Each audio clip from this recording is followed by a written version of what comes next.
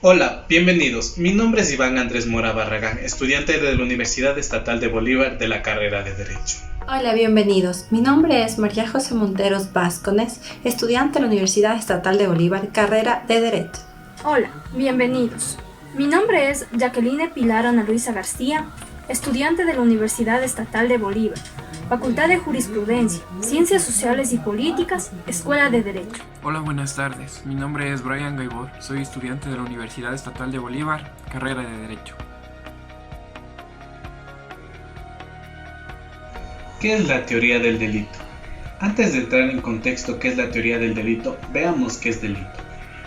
Delito es la conducta típica, antijurídica y culpable, la cual carrea una sanción o una pena, es decir, un hecho contra la ley o un acto doloso. Una vez entendido qué es delito, veamos qué es la teoría del delito. La teoría del delito se entiende como una herramienta de jurídica científica empleada para determinar la existencia del delito a partir de la conducta de un individuo. O sea, se trata de un método de análisis sobre diferentes niveles con el objeto de descartar gradualmente las causas que impidan aplicar una pena y comprobar de manera positiva si se producen aquellas que coinciden en esta aplicación. La teoría del delito en el derecho penal y su aplicación por parte de los profesionales de esta ciencia jurídica simboliza una herramienta indispensable para atribuir la responsabilidad penal a una persona, ya sea por la acción o omisión de un hecho catalogado como delito, así respaldando una resolución justa e imparcial y convirtiéndose también en una garantía para la persona que se atribuye el cometimiento del delito. Esta tiene como objetivo teórico más elevado la búsqueda de los principios básicos del derecho penal positivo y su articulación en el sistema único. Mencionando el derecho penal positivo, veamos qué es el positivismo. El positivismo es una doctrina filosófica, socióloga y política que enfatiza la aplicación del método científico en los eventos del día a día. Se opone a las abstracciones teóricas, imaginativas y metafísicas, es decir, aplicando un método científico para sacar conclusiones y resoluciones. Partiendo desde este punto, mencionemos al Código de Hammurabi. Es uno de los códigos de las leyes más antiguas que se han encontrado creados en la antigua Mesopotamia. Se basa en la aplicación de la ley del talión. La ley del talión, o más conocida con la frase ojo por ojo, diente por diente, se pondera si la persona tenía una conducta típica antijurídica, debía de tener una sanción. Ulpiano, un jurista romano, él nos define la justicia como la continua y perpetua voluntad de dar a cada quien lo que se corresponde. Es decir, si vivir honestamente, no dañar a los demás y dar a cada uno de lo suyo. Kelsen, el positivista más grande del mundo, sacó su propia conclusión de esto, es de liberar a las ciencias jurídicas de elementos extraños como la psicología, la sociología y la ética, es decir, simplemente basarse en la norma escrita.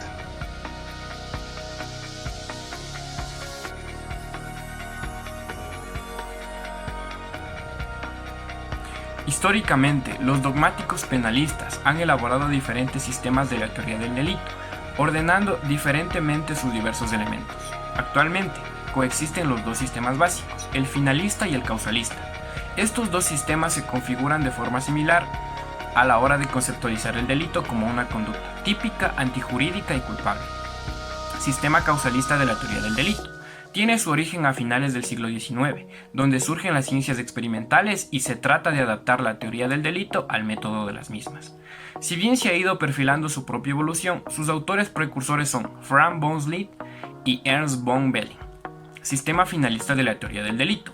El sistema finalista surge con posterioridad a mediados del siglo XX, como consecuencia de la teoría de la acción final, elaborada por Wessel. La conducta humana no se configura como una simple premisa del resultado, ya que las personas actúan con una específica finalidad en sus hechos, y esa finalidad es precisamente la que debe ser examinada tanto a la hora de encuadrar la conducta con el contenido del tipo, es decir, la tipicidad. Por ejemplo, a la hora de determinar si el sujeto realizó una conducta típica de homicidio, deberá averiguarse si actuó con dolo, tipo de homicidio doloso, o al menos con imprudencia, tipo de homicidio imprudente, tanto si su comportamiento no fue ni doloso ni imprudente, en cuyo caso deberá afirmarse que no fue típico. y por lo tanto ya no será necesario plantearse si es antijurídico y culpable. Es importante señalar que para llegar al concepto que tenemos de teoría del delito actualmente, se ha producido una evolución histórica que se ha basado en ideas filosóficas, políticas y culturales, que están distribuidas a lo largo de la historia de la siguiente manera. Neokantismo, desde principios del siglo XX hasta la Segunda Guerra Mundial. Se introduce la diferencia entre las ciencias naturales y las ciencias culturales. Con este método se considera que los valores están condicionados a una realidad social y cultural concreta. Ontologismo fenomenológico. Desde los años 30 hasta los años 60 del siglo pasado, se puede decir que la fenomenología estudia la relación que existe entre los hechos y la conciencia. Dentro del ámbito del derecho, a través de este concepto se podría definir al derecho como un unívoco, en tanto en cuanto carece de causa formal, llevándonos a que la ley es la concepción de lo justo. El funcionalismo, en derecho penal desde los años 70 hasta la actualidad, modelo presupuesto por Alemania, por Jacobs, jurista alemán. La aplicación de esta teoría ha afectado a tres planos: el plano jurídico, que es la normativización de los criterios de impugnación; el plano criminal, la finalidad de la tutela penal; y el plano ideológico, la fundamentación del sistema penal. Finalidad de la teoría del delito. La teoría del delito es el instrumento conceptual que tiene como finalidad aclarar todas las cuestiones referentes al hecho punible. Sirve de garantía al definir los presupuestos jurídicos de la punibilidad de un comportamiento humano, sea a través de una acción u omisión que permita calificar un hecho como delito o falta.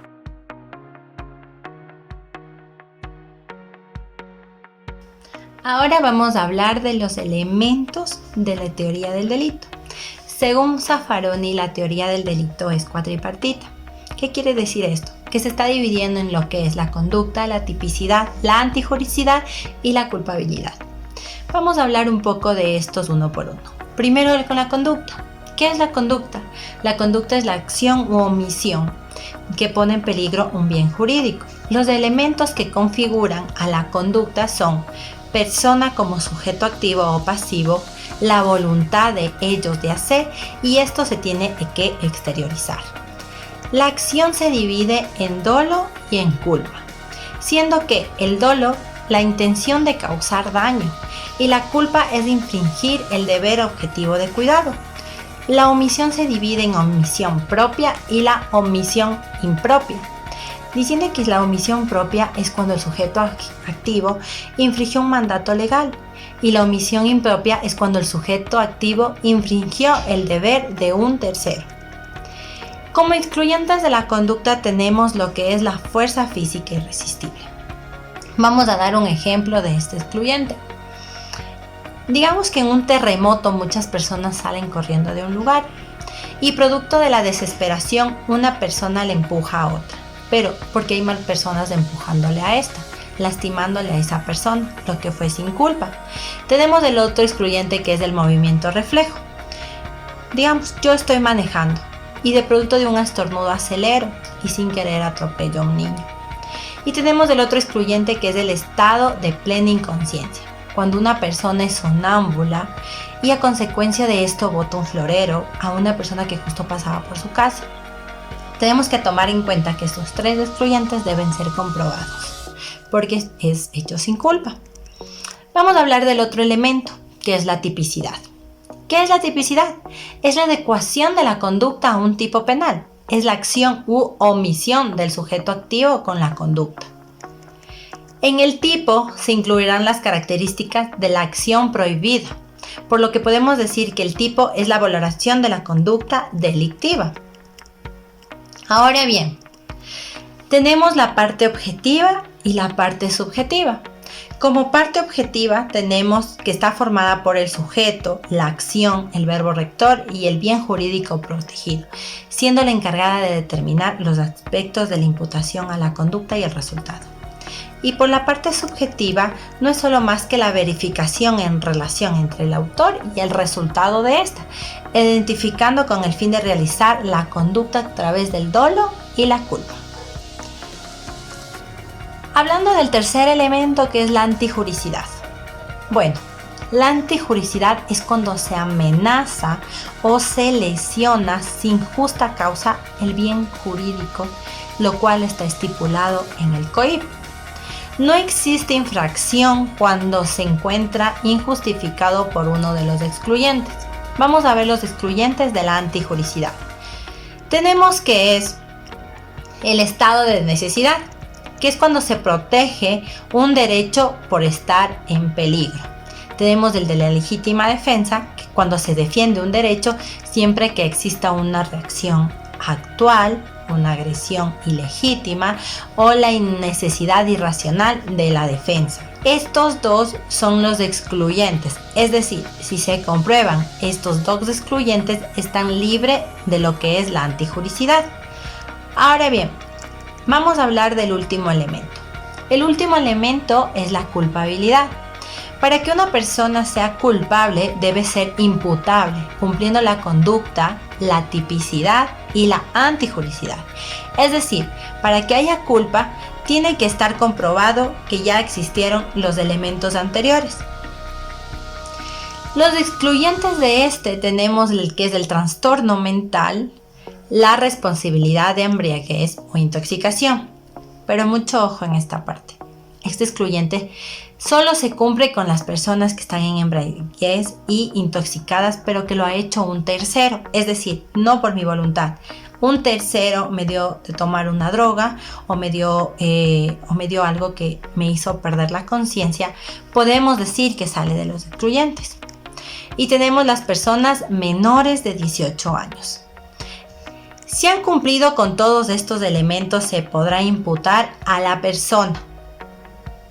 Es decir, que se pondrá una pena al delito cometido. Hablando de qué es pena, la pena es la restricción de un derecho fundamental, como por ejemplo el derecho a la libertad, ya que este será perdido. Y por otro lado se establece que los jueces son los únicos que están legitimados para la imposición de esta pena. Esto es lo que podemos hablar un poco resumido en lo que son los elementos de la teoría del delito. Un tema de suma importancia que cabe dentro de la teoría del delito es la relación existente con la teoría del caso. La teoría del caso implica el estudio laborioso, no solo de los hechos, material probatorio y normas procesales, sino un profundo conocimiento de la teoría del delito. Es decir, para la construcción de una útil, eficiente y eficaz teoría del caso, la teoría del delito pretende dar respuestas razonadas a preguntas como son: ¿cómo determinar cuáles son los hechos penalmente relevantes? ¿Qué elementos de la descripción legal se deben acreditar y con qué tipo de elementos probatorios? En este sentido, la teoría del caso perfecciona la teoría del delito, o a su vez, éstas se comprenden y concretizan entre ellas. En base a esto podemos decir entonces que la teoría del caso debe reunir un requisito fundamental, que es adecuar los hechos a los elementos del delito. Y para que este requisito deba ser cumplido, entonces necesariamente deberá tener un profundo conocimiento de lo que es la teoría del delito. Además de la relación existente entre la teoría del delito y la teoría del caso, también existe una profunda relación con la teoría de la pena. El mal de la pena está justificado por el mal del delito. Es decir, que el delincuente debe sufrir un castigo en compensación por el daño que ha causado con su comportamiento. Este pensamiento en sí hace énfasis o toma como antecedente a lo que fue la ley del talión, la cual aniquilaba un delito y restablecía un derecho lesionado. Entonces, en base a esto podríamos decir que el delito necesariamente debe imponer una pena, aunque no sea este en beneficio de la sociedad o no produzca efectos intimidatorios en las personas.